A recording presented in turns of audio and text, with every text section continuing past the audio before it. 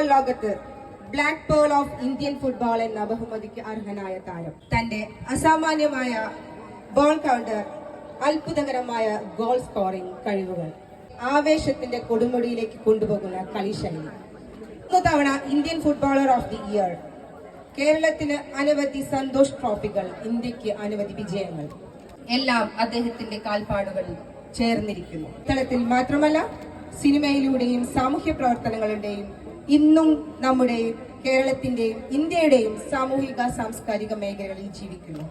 സമർപ്പണവും പ്രയത്നവും ഉണ്ടെങ്കിൽ ഏത് സ്വപ്നവും യാഥാർത്ഥ്യമാകുമെന്നതിന്റെ മികച്ച ഉദാഹരണം.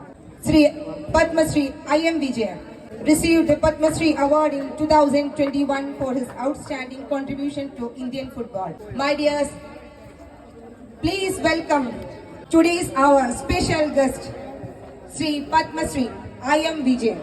Thank you.